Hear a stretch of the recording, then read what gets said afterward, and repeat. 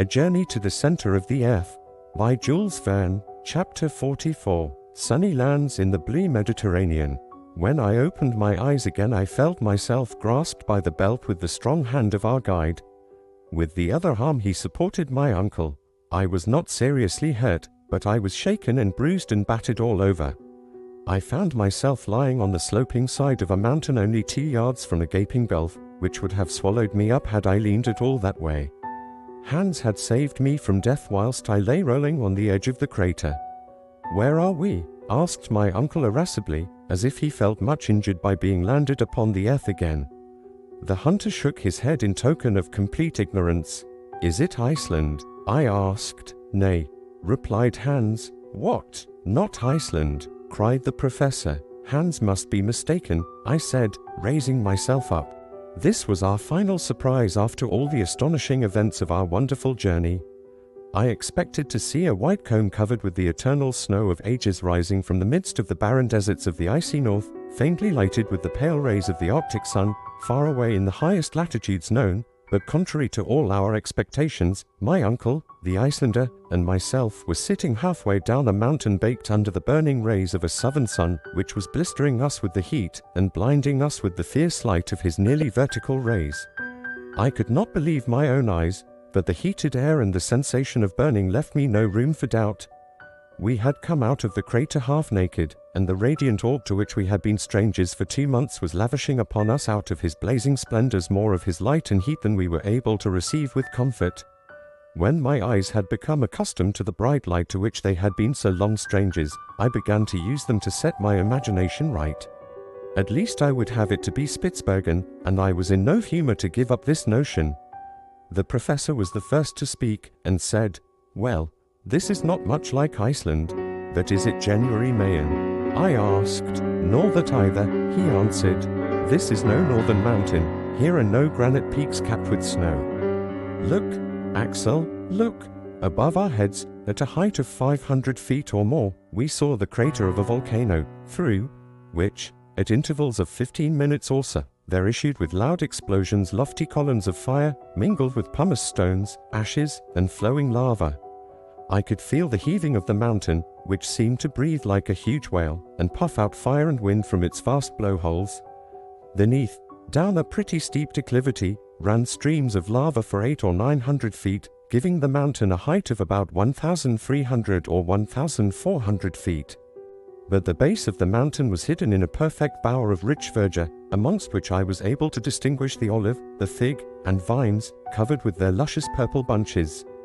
I was forced to confess that there was nothing Arctic here.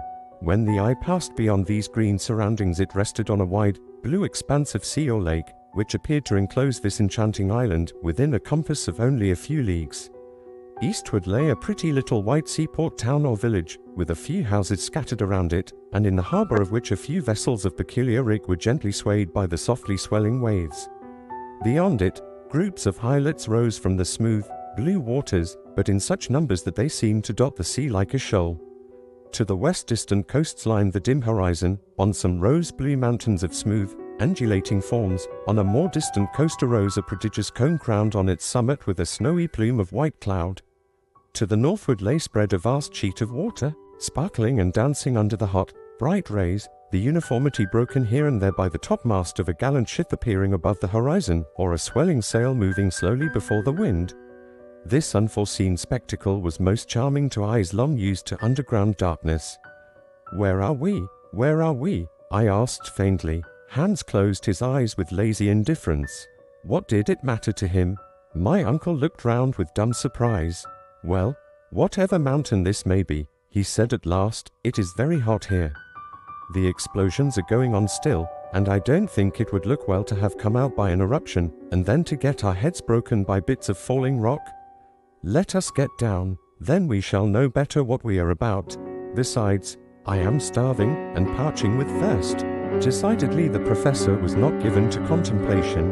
For my part, I could for another hour or two have forgotten my hunger and my fatigue to enjoy the lovely scene before me, but I had to follow my companions. The slope of the volcano was in many places of great steepness.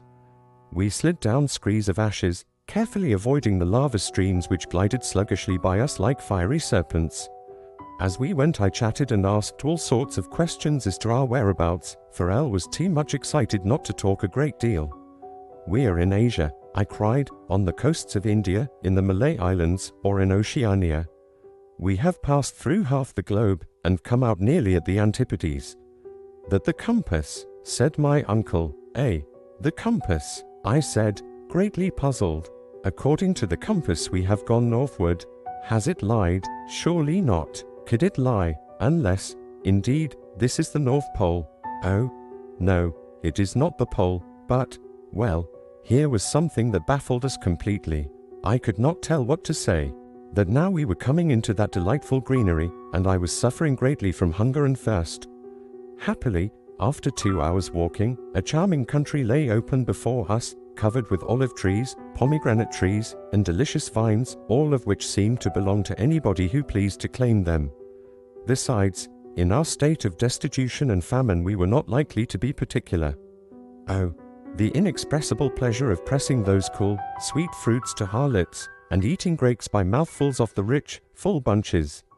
Not far off, in the grass, under the delicious shade of the trees, I discovered a spring of fresh, cool water, in which we luxuriously bathed our faces, hands, and feet. Whilst we were thus enjoying the sweets of repose, a child appeared out of a grove of olive trees. "Ah," I cried, "here is an inhabitant of this happy land." It was but a poor boy, miserably ill-clad, a sufferer from poverty, and our aspect seemed to alarm him a great deal. In fact, only half-clothed, with ragged hair and beards, we were a suspicious-looking party, and if the people of the country knew anything about thieves, we were very likely to frighten them. Just as the poor little wretch was going to take to his heels, Hans caught hold of him, and brought him to us, kicking and struggling. My uncle began to encourage him as well as he could, and said to him in good German, "Was heißt diesen Berg, mein Neighborlein? Sage mir Geschwind, what is this mountain called, my little friend?" The child made no answer. "Very well," said my uncle. "I infer that we are not in Germany." He put the same question in English. We got no forwarder. I was a good deal puzzled. "Is the child dumb?" cried the professor, who, proud of his knowledge of many languages, now tried French. Comment appelé on cette montagne, mon enfant. Silence still. "Now let us try Italian," said my uncle, and he said, "Dove noi siamo?" "Yes, where are we?" I impatiently repeated, but there was no answer still. "Will you speak when you are told?" explained my uncle, shaking the urchin by the ears. "Come see noma questa isola, Stromboli," replied the little herd boy, slipping out of Hans' hands and scudding into the plain across the olive trees. We were hardly thinking of that. Stromboli. What an effect this unexpected name produced upon my mind. We were in the midst of the Mediterranean Sea, on an island of the Aeolian archipelago, in the ancient Strong Isle, where Aeolus kept the winds and the storms chained up, to be let loose at his will. And those distant blue mountains in the east were the mountains of Calabria. And that threatening volcano far away in the south was the fierce Etna. Stromboli, Stromboli, I repeated. My uncle kept time to my exclamations with hands and feet, as well as with words. We seemed to be chanting in chorus. What a journey we had accomplished!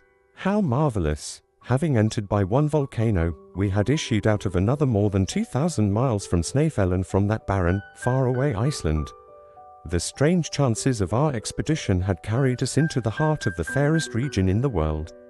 We had exchanged the bleak regions of perpetual snow and of impenetrable barriers of ice for those of brightness and the rich hues of all glorious things.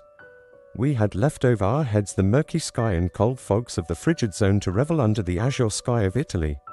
After our delicious repast of fruits and cold, clear water, we set off again to reach the port of Stromboli. It would not have been wise to tell how we came there.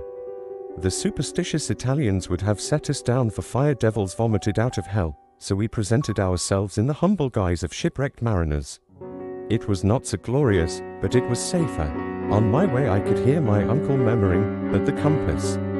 That compass, it pointed due north. How are we to explain that fact?" "My opinion is," I replied disdainfully, "that it is best not to explain it. That is the easiest way to shelve the difficulty.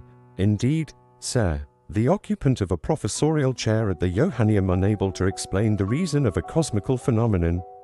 Why, it would be simply disgraceful. And as he spoke, my uncle, half undressed, in rags, a perfect scarecrow, with his leathern belt around him, settling his spectacles upon his nose and looking learned and imposing, was himself again, the terrible German professor of mineralogy. 1 hour after we had left the grove of olives, we arrived at the little port of San Vincenzo, where Hans claimed his 13 weeks' wages, which was counted out to him with a hearty shaking of hands all round. At that moment, if he did not share our natural emotion, at least his countenance expanded in a manner very unusual with him, and while with the ends of his fingers he lightly pressed our hands, I believe he smiled.